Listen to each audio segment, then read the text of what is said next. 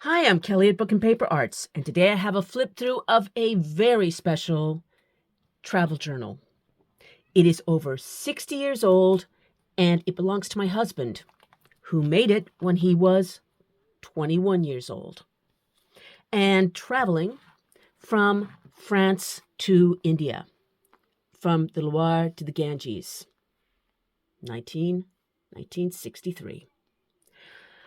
Make no mistake, this was no fancy rich kid cruise tour kind of thing. He had almost no money, and in my opinion, even less sense, as he crossed the deserts of Iran and Pakistan with two friends in a jalopy of a Jeep, a few pounds, and a can of water. Looking at this thing, I want to go and shake him. I want to shake him right now and ask him, what in the heck were you thinking?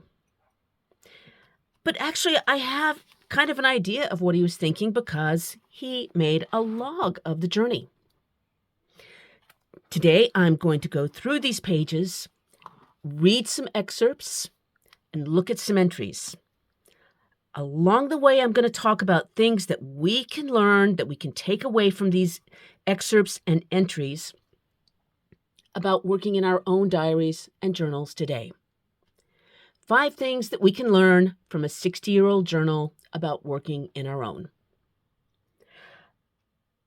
If you like journal arts, altered books, vintage books, paper, and other ephemera, please subscribe to my YouTube channel and be sure and turn on the notifications, and you will have more of them in your life. Let's flip through this journal. My husband Gabriel was teaching in France in 1963 when he read somewhere in the newspaper, probably, about someone who had set a record driving from the Loire River to the Ganges River in India. And he thought to himself, as one does, I can do better than that. I can drive there. I can get there quicker. So he acquired an Austin Gypsy, a Jeep, a handful of sponsorships, including one from a biscuit company, and 2 companions in the form of the brother of a friend and in the form of his girlfriend, Barbara, who was to become his first wife. And that's Barbara. She's actually a friend of mine. I like her a lot. And this is Gab. He's at a shooting gallery in a carnival, in a festival in Trezzano in Italy. The first thing that I want to point out before we dig into some of these entries is the first thing that we can learn from this diary is you do not need to have the world's best art supplies. This book is an amazing document, and it was made with a school notebook, a ballpoint pen, some glue, and from time to time, bits of tape. And that's it. Do not wait until you have the world's best art supplies to start working in your journal and making a diary of you and your life. Use what you got. No excuses. They start out on Friday, the 5th of July. 11:30. Left Montbrison. Lunch at Charnay's. Madame Charnay gave us 100 francs and a meal, knowing that we are very short of money. After waiting for the spare parts for the car to come through, we finally left at 7 o'clock. That was just one big mess. In Geneva, very late, camped at camping site, skipped off at 6 o'clock without paying. Young people, huh? My tent is a big mess, full of oil. I don't know how it got that way. Tempers quite high, but despite our losing our way once, 24 kilometers extra, and the fact that we were very tired, we managed to restrain ourselves, and we were all still in one piece. That was not to last long because 2 days later, on the 7th of July, Mike hits the dust. Just after Turin, the Austin went into a ditch. We are all pretty shaken up, but there is no damage to ourselves. The Jeep looks in pretty bad shape, but we are lucky we are all alive. My head hit the windscreen so hard that it came out in one piece. I'm assuming he means the windscreen and not his head.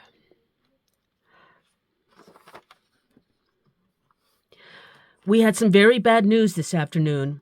The chassis is bent. This means all kinds of complications for the car.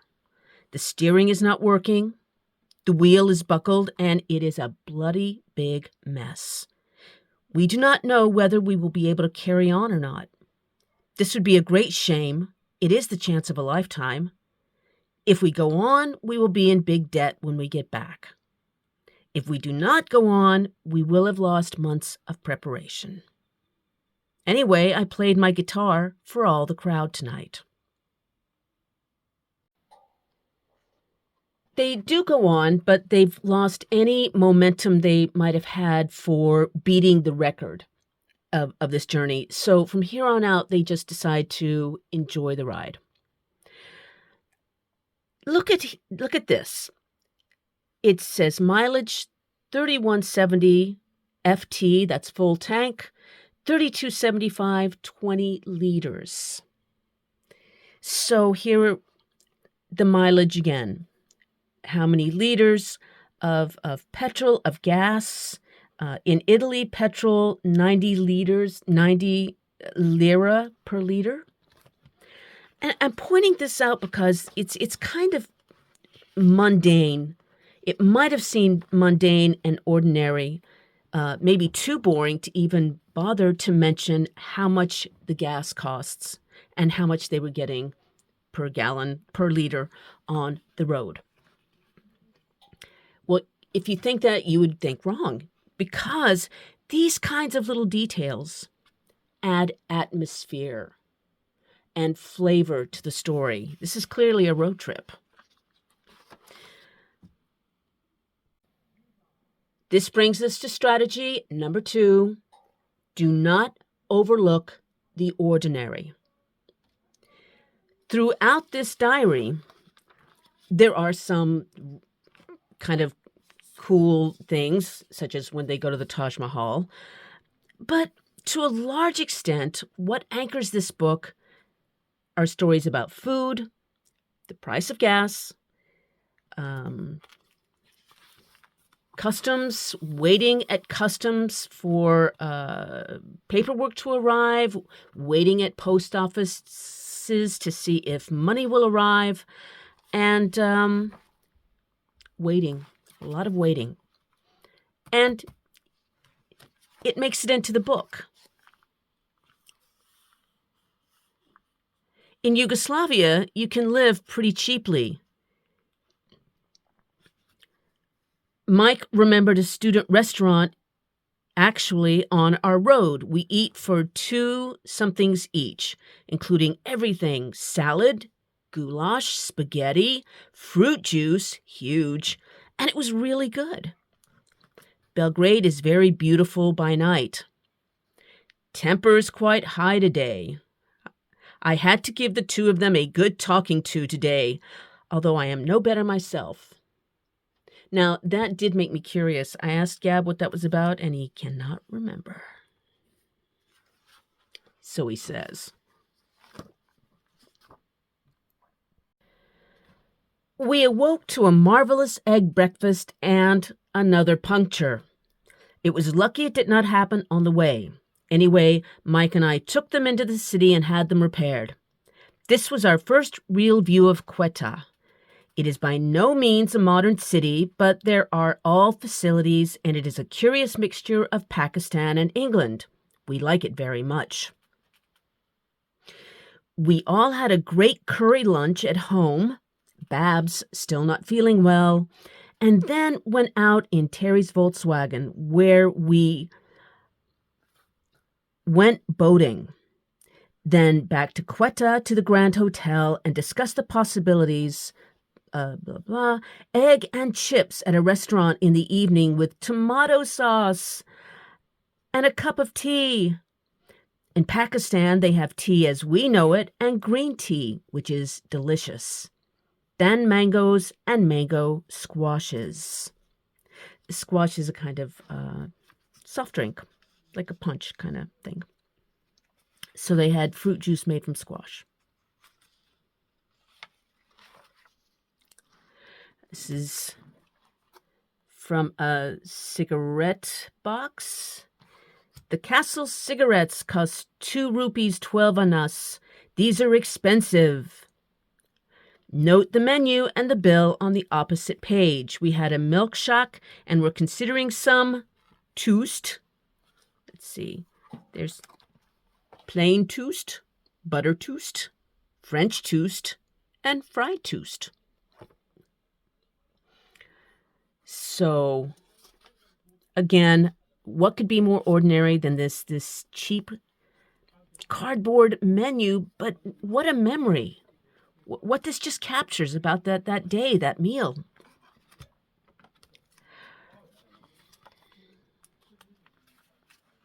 Unfortunately, I had a very bad night on the roof. A mosquito bit my eye and it swelled up. Also, I felt very sick all night, and the result, well, you don't want to know the result. It was bad.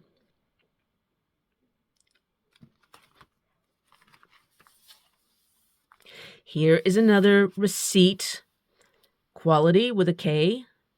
The ice cream peoples, caterers and confectioners, and there's a list of some of the things that they had. So ostensibly, these things might seem boring, these details about a mosquito bite, about a puncture and waiting and toast, but they're not. They're compelling, or maybe they will be compelling in 60 years. And as you turn these pages, as your grandchildren turn these pages, or whoever, they're going to eat it up. They're going to be fascinated. So please do not overlook the ordinary when making entries into your own diaries and journals. Here are some tickets. And again, they've just, the tape has gone very yellow with age. I think it really just adds to the page.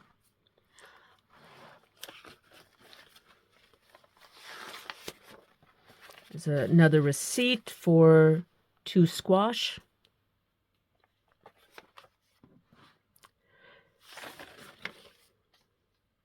The Kasbah air-conditioned restaurant.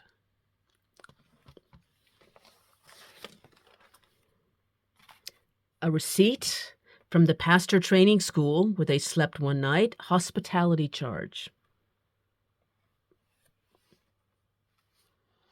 And here's some more just cards from Bibs and Bobs. I like this entry. Let's see. They are... The congestion of this, India's biggest city, and it was raining in the morning, and so I still could not manage to get my films of hand-drawn rickshaws. I took some shots in the afternoon, but they were bad because I had to work on 4 pounds with the very bad light. Not 4 pounds, 4 F4. I think that's a shutter thing. So he was having challenges with his camera. In the afternoon, we went to see the Jain temple with Sanat. It was very beautiful, but this Sanat was beginning to get on our nerves. Rarely have I met such a false guy. The kind of guy who puts his hand in his pockets when going to pay for a rickshaw, but only when you have brought out your money first. And then he has no change when you ask him. The kind of guy who showed us his sister who happens to have 6 fingers on each hand and laughs. The kind of obnoxious guy who laughs at a chap gone mad because his wife had died and then lies about him being once his servant. By the time we left him at the station, we were thoroughly disgusted with him. All the time he had been asking me to get him a job in England. For this bloke, and he will certainly write to me, I will do nothing. Okay, just that paragraph. It's just a little bit, it's a rant about an unlikable guy they were stuck with for an afternoon. But that could be a whole scene in a movie. So, rule number 3, closely going with rule number 2, is don't overthink it. If it's happening to you, if it's on your mind, put it in your book.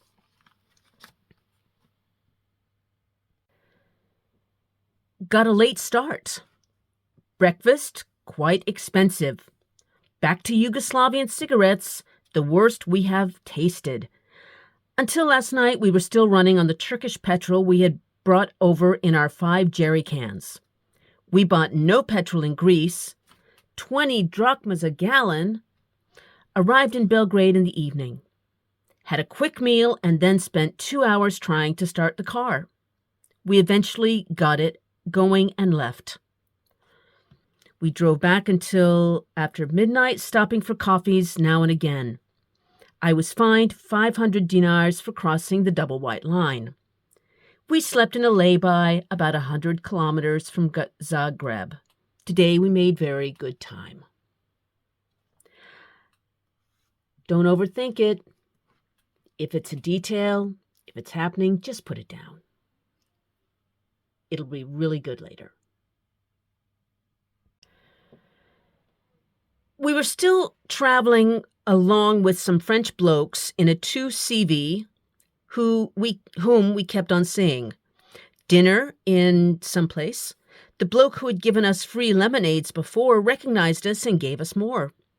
He had a friend who owned a hotel in Trabzon and wanted a lift there.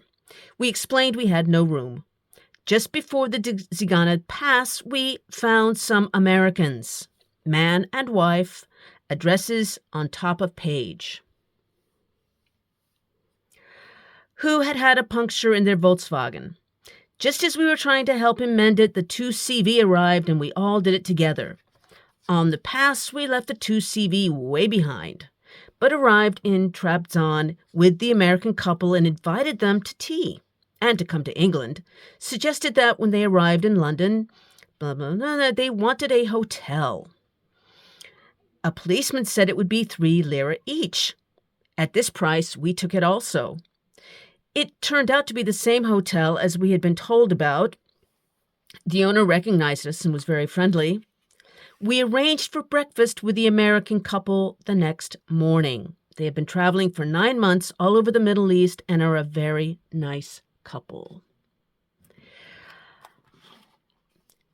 This is a crazy story because they've written their names up here and their address in Illinois, and an invitation to stay with them if Barbara and Gabriel were to visit.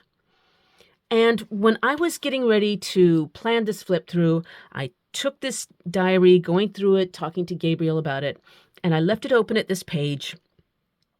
And I came back later in the day, and Gab had been looking at this page and at the name of the American couple. And it's kind of an unusual name. And so he, having time on his hands, looked that name up on the internet.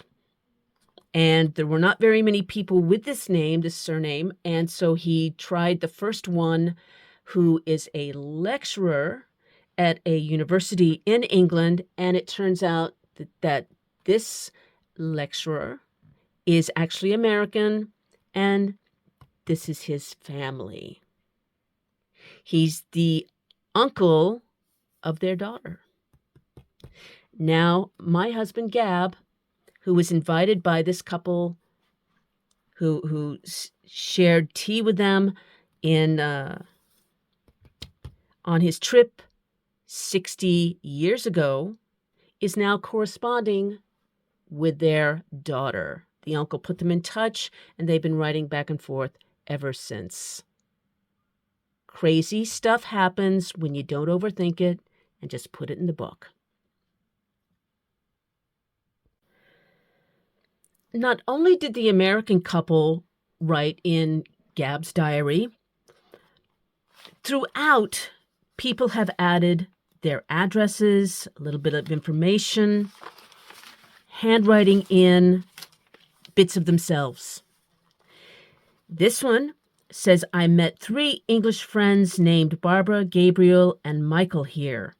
I like these English friends more better than my Indian friends. Oops. My dear English friends were stayed here for 3 days only, and I was accompanied by them here.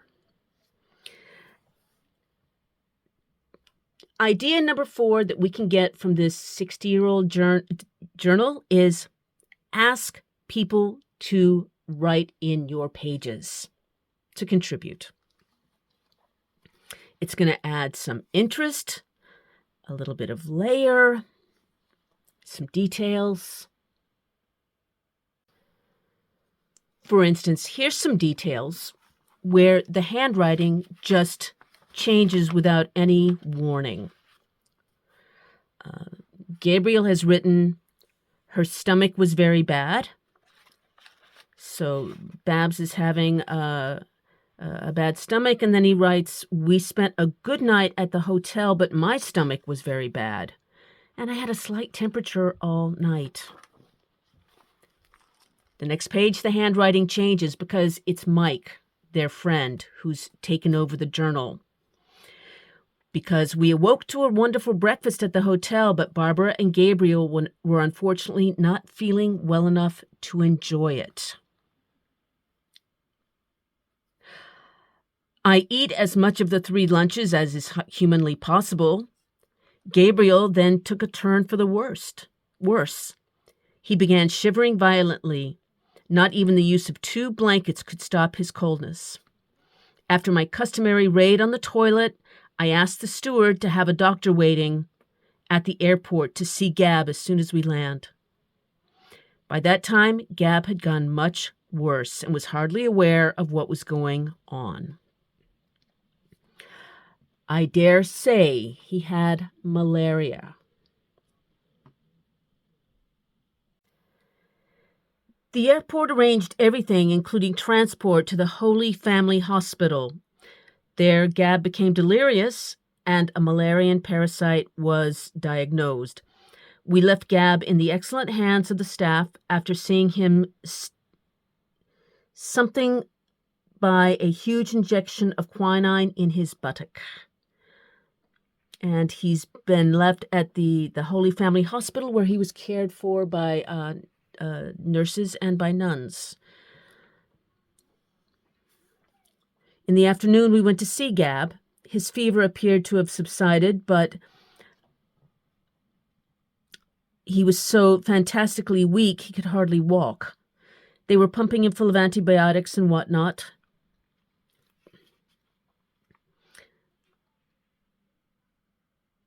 Gab is proving an uncooperative patient because, like the doctor said, he must not get out of bed, not even to go to the toilet, but Gab will not tolerate bedpans.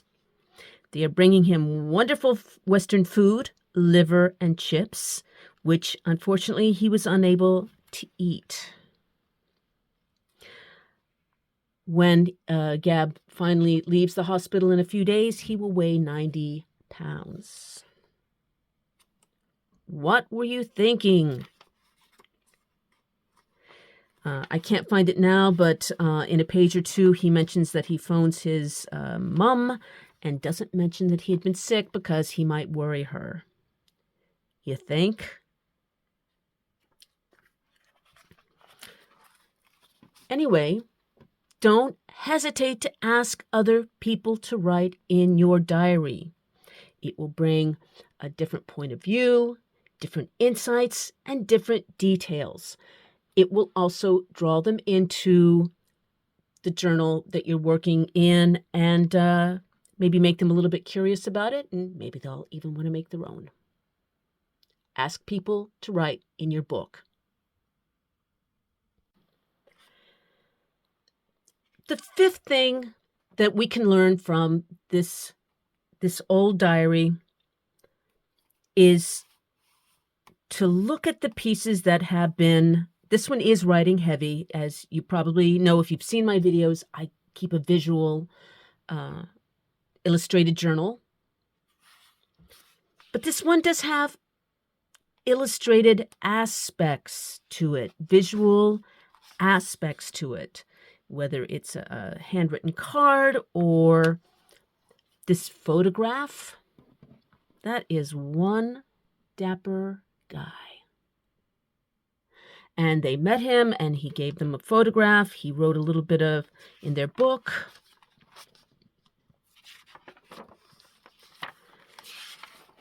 So the fifth thing is, don't worry if you can't draw or if you think you can't draw. Add visual elements anyway. Cards, menus, receipts. This is a train ticket.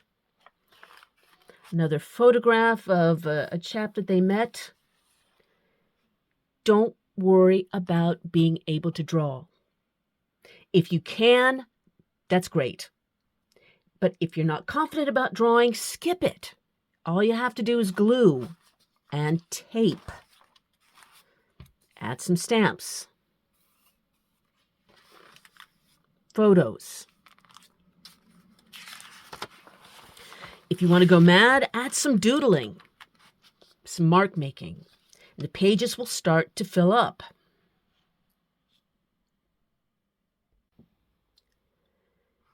Here's some more handwriting, taping in a card.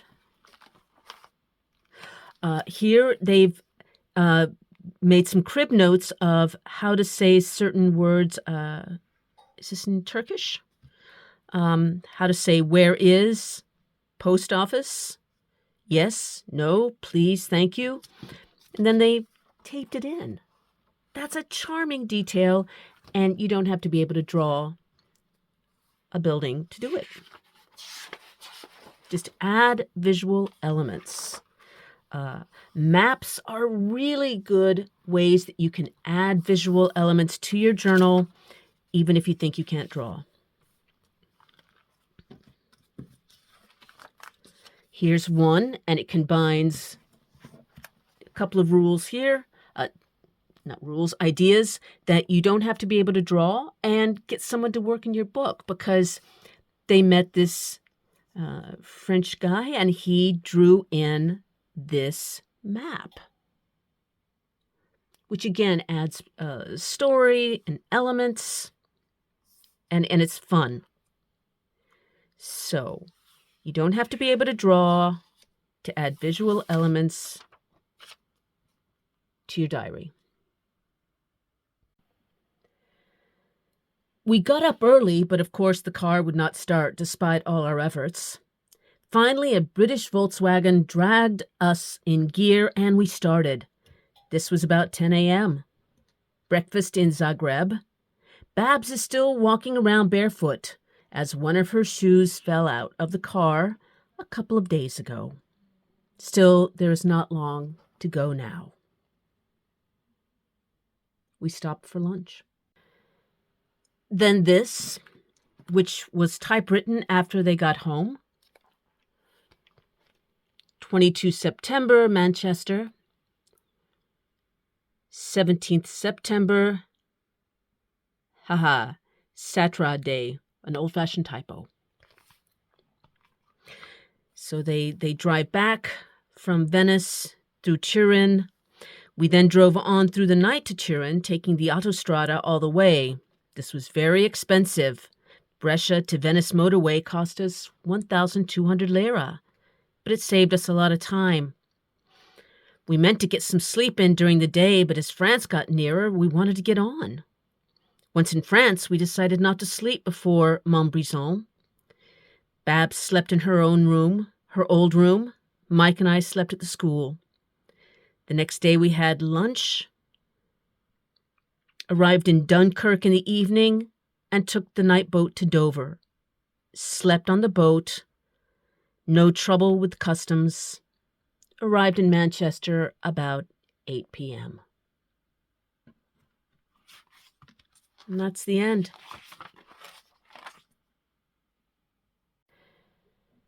Except it's not really, because now, 61 years later, I'm going through this book and enjoying the heck out of reading it and learning a little bit more about this man that I've lived with for 20 years. Because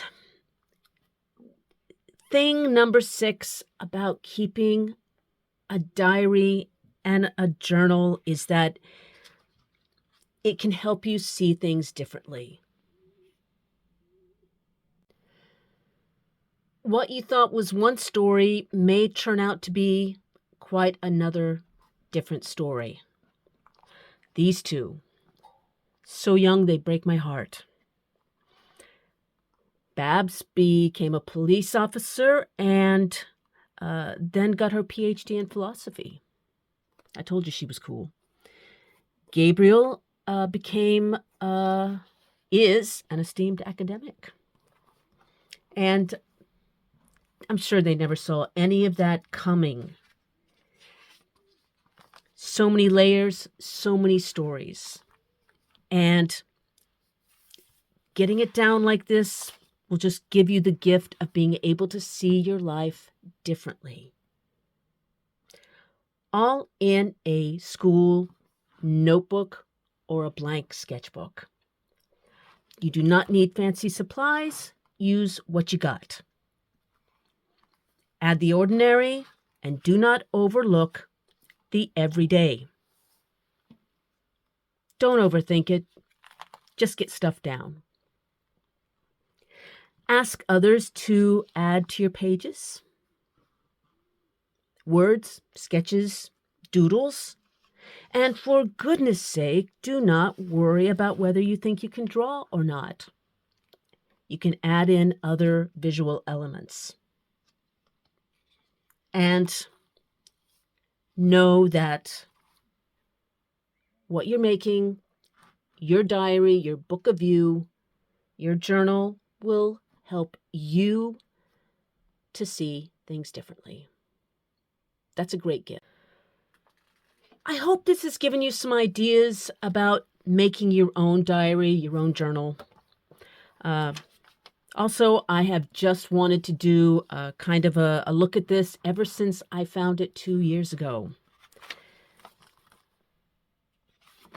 If you have any questions, any feedback, please let me know in the comments below. Let's compare notes. Until later, happy making.